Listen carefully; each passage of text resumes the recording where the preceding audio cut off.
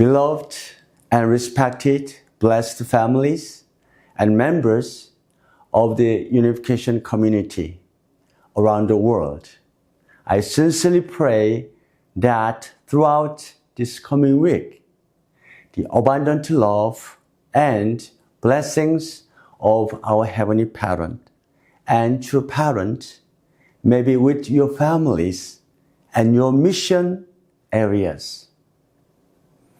This week, I'm sending you my greetings from Argentina. Last week, I shared with you about the scenes of hope that I witnessed during my tour of Heavenly Africa. Seeing young members of our second generation, newly appointed as leaders, and witnessing young people growing responsibly at the center of their faith community, I could clearly see the bright future of the Africa continent. Most especially, I emphasized that blessed families and young people who possess pure faith and passionate heart are the genuine heavenly diamond of that land.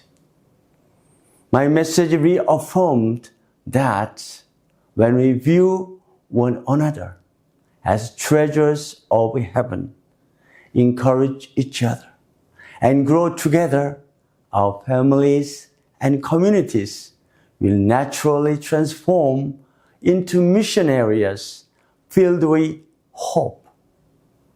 At this time, it is crucial that we do not allow this vision of hope to remain merely a declaration or resolution. A new pastoral culture must take root within the church so that it can be realized in our lives and communities.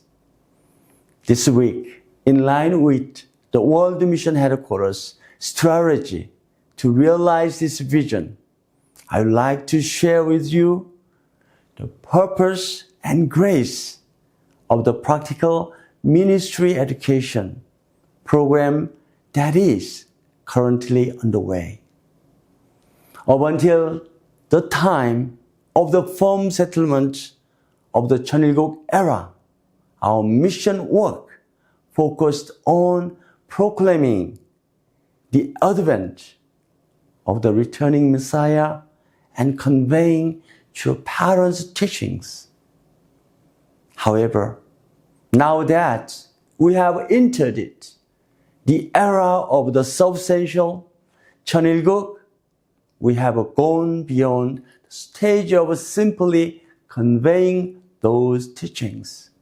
We must embody them, bearing witness to the world through our exemplary lives as blessed families. The way to respond to these demands of this era is precisely Hyojeong ministry.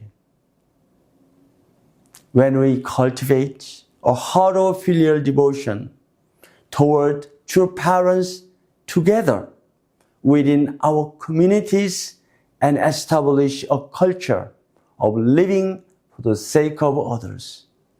In our daily lives, the light of Heavenly Parent's salvation will naturally spread throughout the world. This can be considered the core direction of our mission in this era. To realize this vision, young leaders who will guide the younger generation are emerging around the world.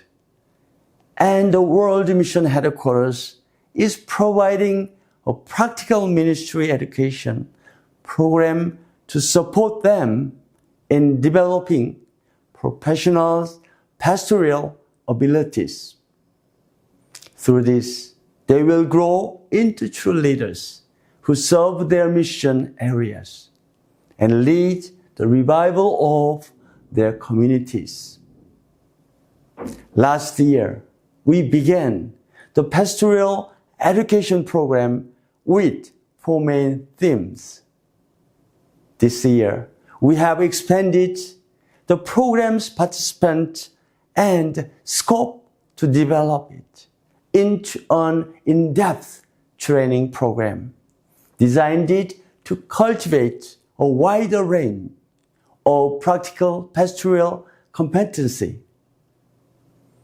For this program, we have selected 8 core areas most urgently needed in pastoral ministry, including financial education, worship, counseling, witnessing, spiritual training, youth education, and the blessing.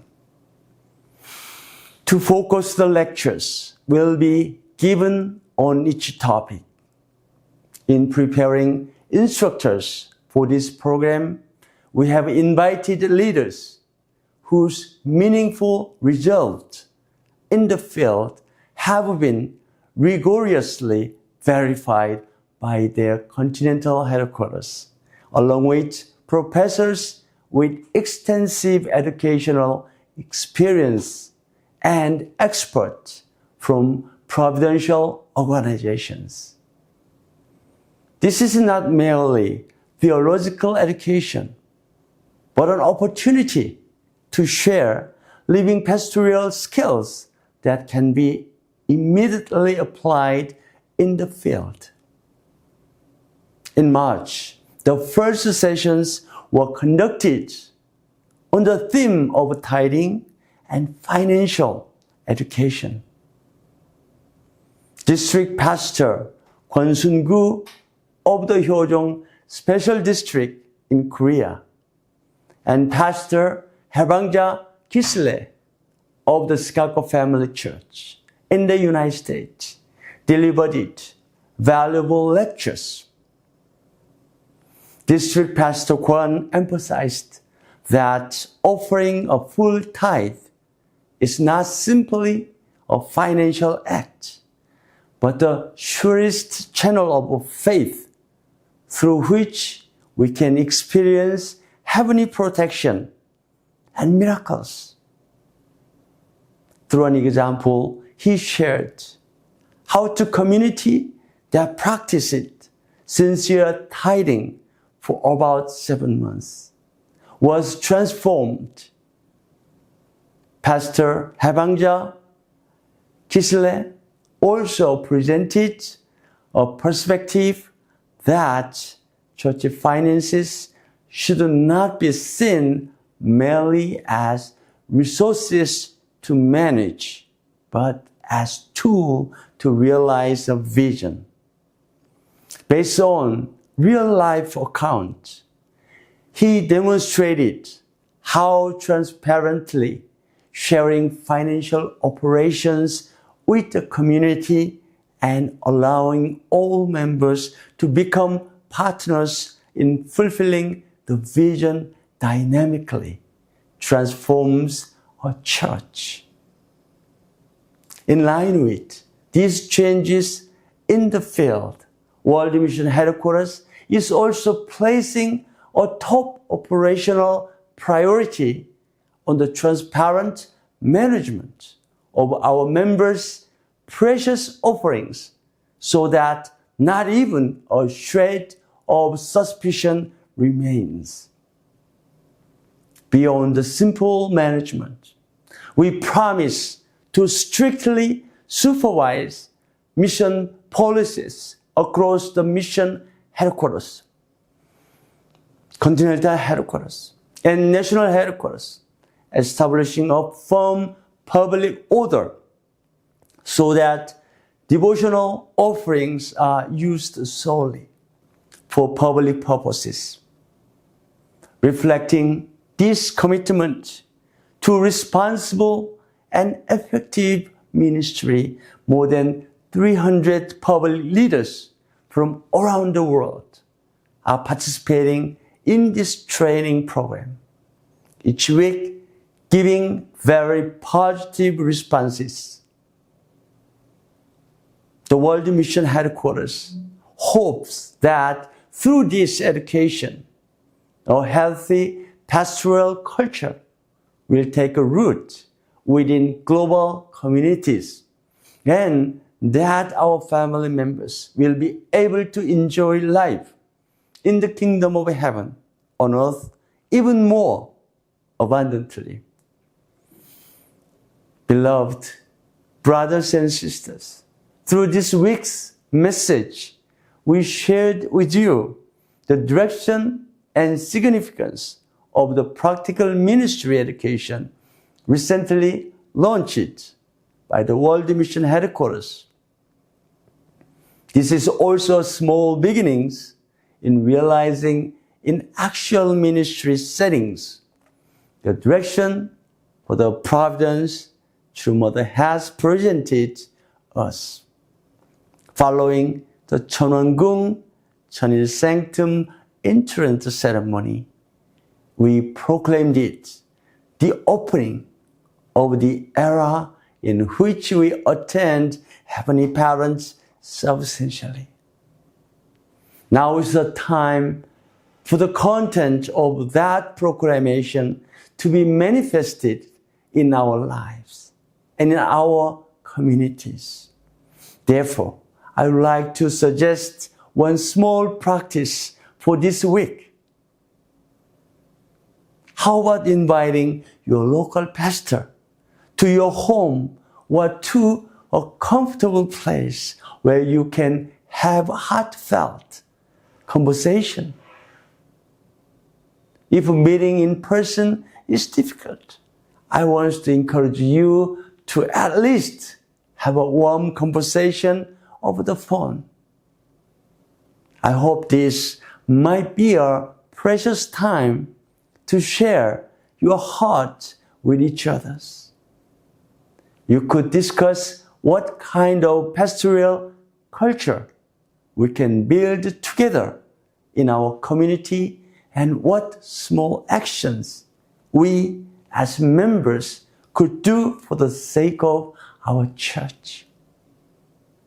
As these small acts of sharing and reflection accumulate, our faith will no longer remain only the word, but will become a faith evidenced by our lives.